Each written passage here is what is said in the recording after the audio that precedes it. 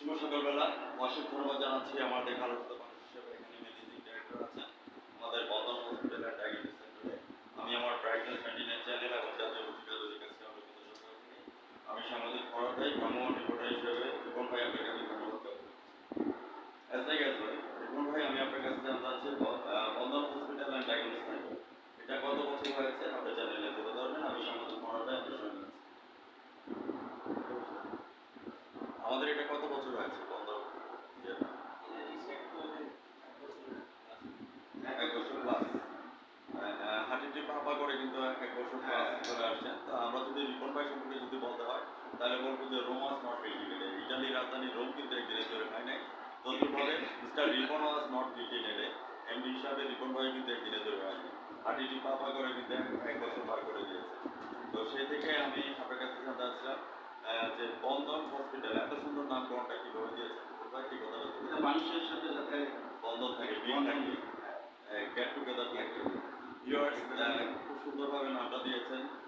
তার ধারাবাহিকতা রক্ষা করার জন্য আমি আপনার কাছে জানতে চাচ্ছি আমাদের বর্তমান সরকার মমতা শেখ হাসিনা এবং আইসিটি উপদেষ্টা সজীব আহমেদ ডিজিটাল বাংলাদেশ সম্পর্কে বলেছেন 2021 থেকে 41 সালের মধ্যে আমাদের দেশে ডিজিটাল বাংলাদেশে পরিণত হবে। আজকে অবভিয়াসলি আমরা ডিজিটালের পদার্পণ করেছি।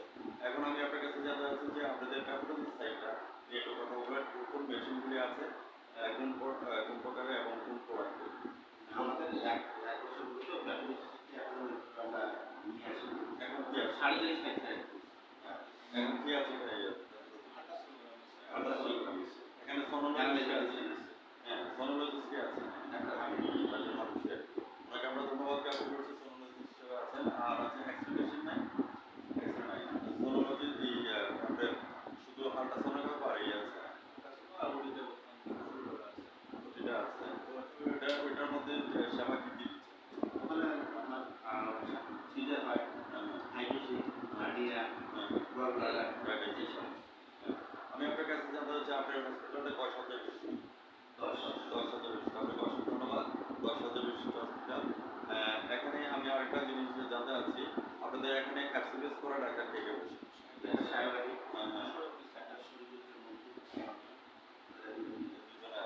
আরেকটা জিনিস আমি আপনাকে বলতে চাচ্ছি 2021 হচ্ছে ডিজিটাল বাংলাদেশ। আবার 2021 থেকে 30 সাল বলেছেন মাননীয় প্রধানমন্ত্রী এবং হচ্ছে যে আমাদের সিভিল সার্জন স্যার যেটা বলেছেন 2021 থেকে 30 সাল এটা হচ্ছে এসডিজি গোল অর্থাৎ সাস্টেনেবল ডেভেলপমেন্ট গোল।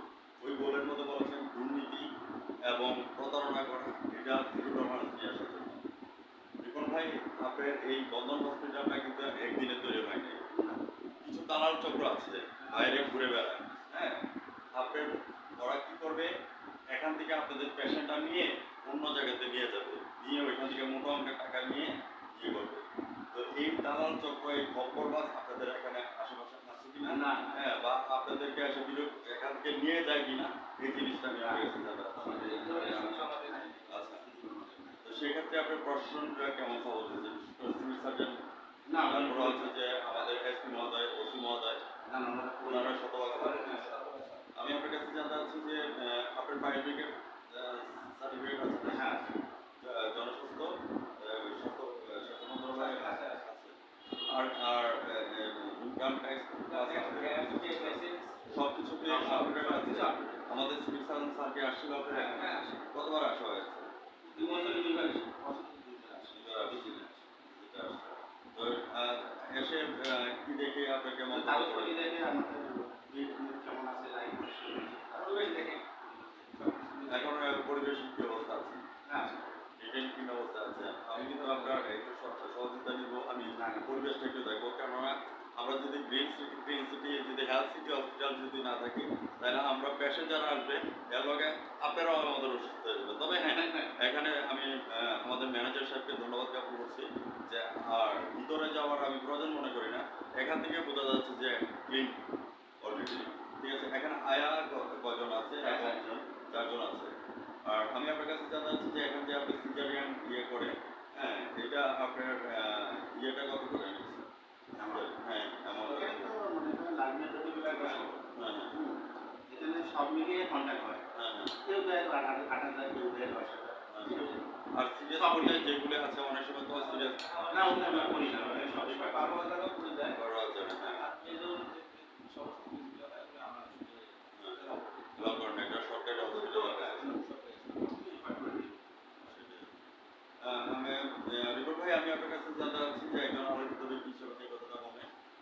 দার্শনিক রাষ্ট্রগুলি আছেন এই পৃথিবীতে মানুষের তিনটি ভিত্তি করা হয়েছে।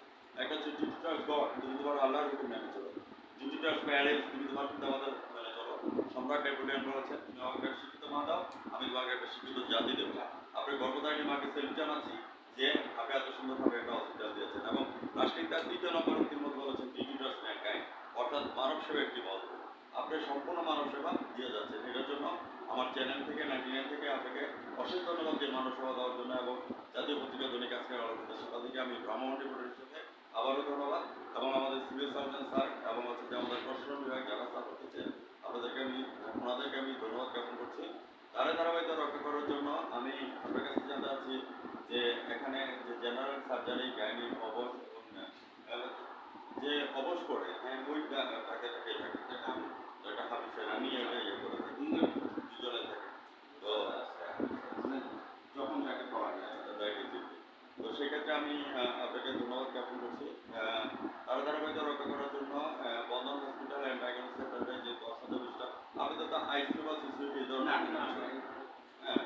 আচ্ছা, আমি আরেকটা কথা তুলে ধরেছি একজন অনারেবল পার্সন হিসেবে। আমি প্রথমে বলেছি আপনার বয়স কত হবে? 52।